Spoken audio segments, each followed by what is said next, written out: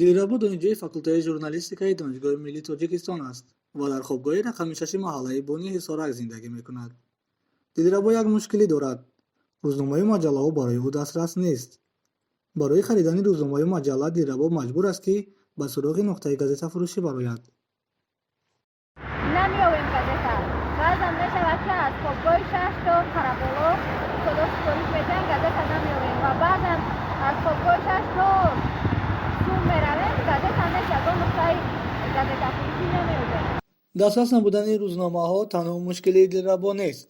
дар шаҳраки донишҷӯён ки бо номи ҷазира маъруф аст, ҳазорон донишҷӯи дигар дарс мехонанд, вале онҳо низ барои дастрасӣ ба маводи чопӣ мушкилӣ доранд. хар баъзе вақтҳо дар кор мешавад, газета барои мо намеёбем. боз мегӯянд ки ҷавонон газета мутолиа наменамоянд. хуб мешуд ки дӯконҳои рӯзномафурӯшӣ зиёд шаванд. масъулин мегӯянд ки дар ҳудуди шаҳри душанбе зиёда аз 60 дукони рӯзномафурӯшӣ амал мекунад, аммо тақсимоти онҳо дар ҳудуди пойтахт нобаробар аст. ин дар ҳолест ки бо сабаби кам будани муштариён дар аксари киоскҳо ба ҷои маводи чопӣ ашёву бозичаҳои кӯдакона мефурӯшанд. фурӯшандагони нуқтаҳои газетафурӯшӣ мегӯянд ки аз сабабе ки таваҷҷӯҳи мардум ба маҷалла ва рӯзнома кам аст, онҳо маҷбур мешаванд ки маҳсулоти дигарро фурӯшанд то андози мухонашонро супоранд. агар як мушкилии соҳибони киоскҳо кам будани харидорон бошад, мушкилии дигар ин сари вақт дастрас нашудани рӯзномаю маҷаллаҳо ба ҳисоб меравад. инҷо Шарқи озод ё хонаи матбуоти тоҷик аст, нуқтаи тақсимоти газетаю рӯзномаҳо. рӯзҳои чоршанбе ва панҷшанбе ҳар ҳафта инҷо серода мешавад, зеро дар ҳамин рӯзҳо рӯзномаҳоро аз чопхона ба инҷо меоранд. холаи Гулчеҳра ҳар ҳафта 2 шабро дар ҳаминҷо мегузаронад. барои тайёр кардани шароити зарурии тақсими газетаҳо гоҳ шабҳо хоб ҳам намеравад. ин кор барои ӯ нав нест. холаи Гулчеҳра 50 сол боз ба тақсими рӯзнома машғул аст. ӯ мегӯяд ки дар тақсими газетаю рӯзномаҳо мушкилӣ надорад. фақат мушкил инҷост ки таваҷҷӯҳ ба маводи чопӣ сол то сол кам мешавад. холаи Гулчеҳра кам будани киоскҳоро дар пойтахт ба камчин шудани муштариён рабт медиҳад. касе ки газет мехона, ҳамин дили вай хонанда худаш ҳаста мехона, намехондагиш намехона. не ки ҷавонои ҳозира фақат интернета ёфтиянд, ай шар дида шар сустай намехона.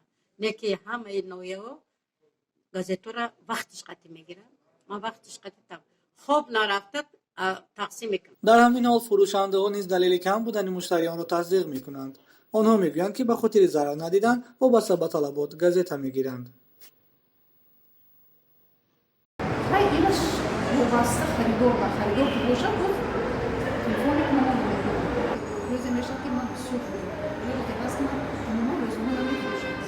камчин будани нуқтаҳои рӯзномафурӯширо дуконҳои сари роҳӣ ҷуброн мекунанд.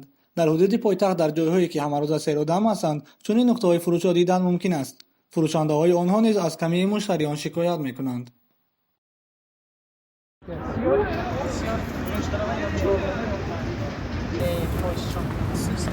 мушкилии норасоии нуқтаҳои фурӯши рӯзномаи маҷаллаҳо дар пойтахт ҳудуди 2 соли пеш анқариб ҳалли худро ёфта буд.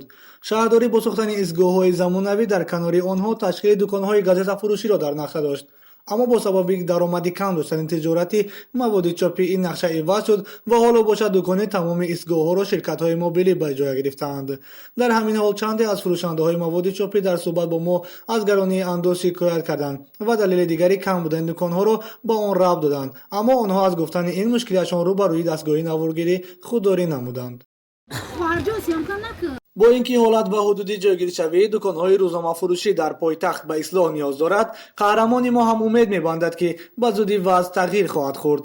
дилрабо ки худ оянда рӯзноманигор шуданист, ба хотири дар дастрасӣ ба маҳсулоти чопӣ мушкилӣ накашидаи дигарон мехоҳад ки нуқтаҳои фурӯши рӯзномаи маҷалла зиёд карда шавад. хуб мешуд ки дар наздикии хобгоҳ ё ин ки дар шаҳраки донишҷӯён ягон киоск ташкил мекарданд ва донишҷӯён метавонистанд ки аз он ҷо газетаро дастрас намоянд.